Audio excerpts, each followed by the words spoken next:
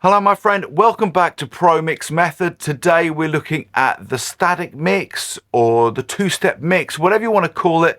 The beautiful thing about it is its sheer simplicity. This is mixing in its most basic form, in its most beautiful form, and I always say this, it's my favorite stage of the mix.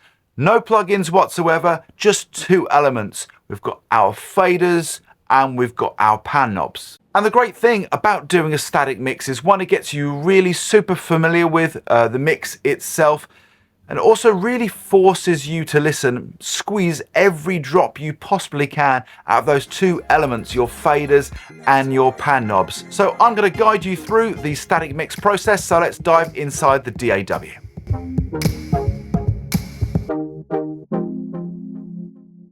Okay, so here we are within our mix. All our faders at the moment are at unity, and what I want to do is select all of them and drag all of them down. In Studio One, let me just minimize this screen. In Studio One, you just hit the track, hit shift, and then go to the end of the tracks to highlight everything. I'm literally going to grab my fader and drag everything right down to the bottom, so we're starting with a completely clean slate. The next thing that you want to do is choose the focal point of your mix. Typically in a mix like this, it's gonna be the lead vocal. In an instrumental, it might be something different, you know, it could be a piano, it could be a guitar, but typically when we're looking at a kind of pop mix like this, and for most mixes with vocals, it's gonna be your lead vocal. And you want to think of that lead vocal like the star player of a football team. We're gonna build the team around that player. That's exactly what we're going to do with this static mix today.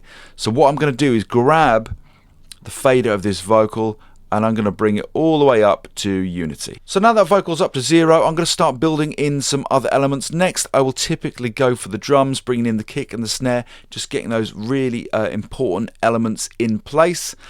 I'm also working on most noisy, the loudest, the most busy part of a mix. So typically that's kind of going to be a chorus. So I've just selected the chorus section of the track here, so I've got pretty much all the instruments and a lot of the elements of the mix going on.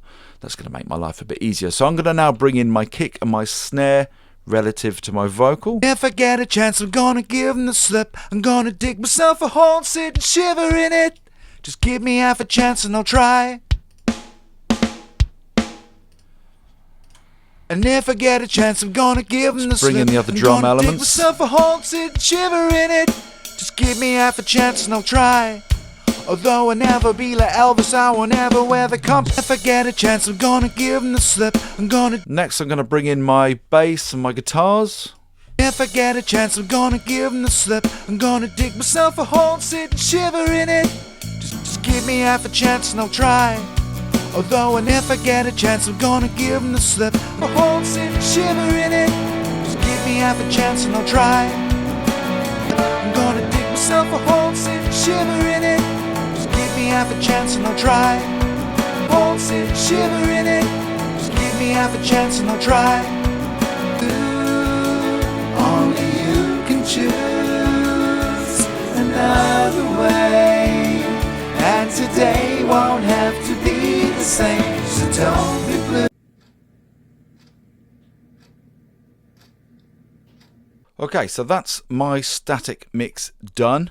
Let's just take a listen. If I get a chance, I'm gonna give them the slip. I'm gonna dig myself a hole and sit and shiver in it.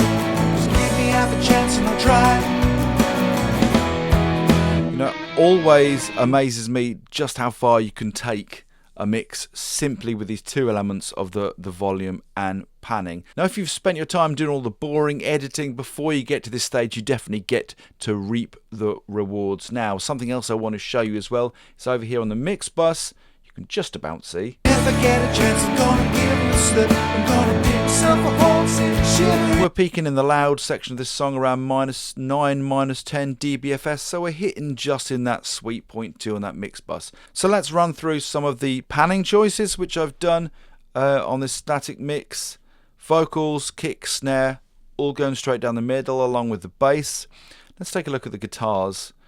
So we've got a mixture of panning choices here. You'll notice on the electric guitars here, I've got them left and right at 75. And I've got these lead counter melodies hard, left and right. Let's take a look at why. So let's take a listen to verse 2 where we've got just our electric rhythms. All the words in my head, it never gets easy.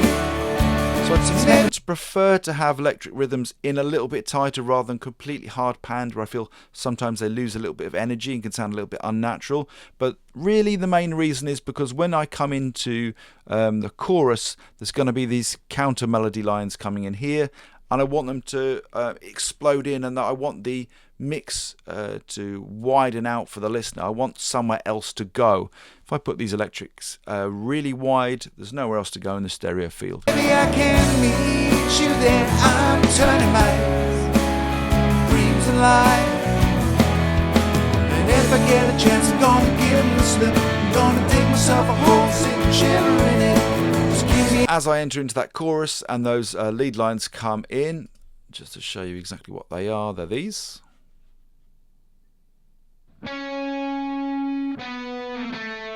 They had a really satisfying width to the mix. Just give me half a chance and I'll try.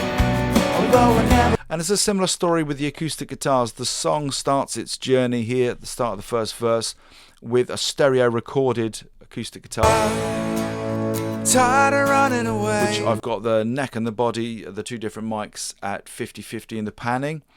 But when the song kicks in, I've got double tracked acoustic guitars which are coming in, and they're coming in hard left and right. I really like that kind of jangliness right on the fringes of the mix. Of course, it's not carrying as much power as the rhythm electrics, so they kind of sit in a nice rhythmic place on the fringe of the mix. Get myself to a beach. All the words in my head.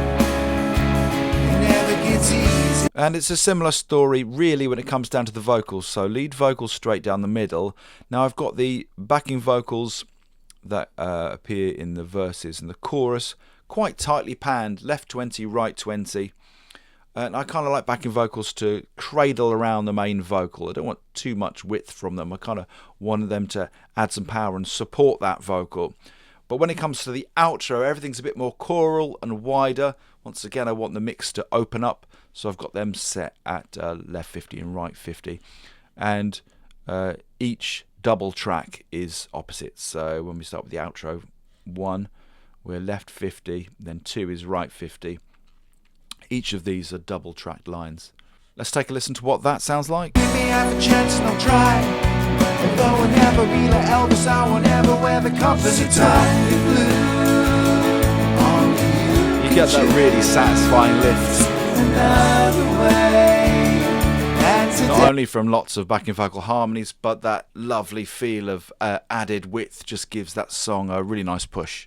So that's our static mix. What I want to leave you with is a couple of top tips, and also to let you know that this is not an area of the mix that I like to rush. I definitely like to take my time on it, and I will definitely always take a break. So I may spend 20 or 30 minutes bringing this static mix up, and then I like to just go and make a cup of tea, just have 5 minutes break away and then come back. So the first top tip I want to leave you with is when you come back to this static mix, just to check where things are, rather than getting in exactly the same position that you were before. Listen ambiently, be in another room, switch it on and just kind of try to trick your mind and just do something else. That way I often find things will jump out a lot easier than if you're just back in and hyper focusing in exactly the same listening position. The second top tip is, if you are the singer, if you're the vocalist and you're doing this mix right now, 99% of vocalists will tend to put their vocal a little bit too low in the mix at this point.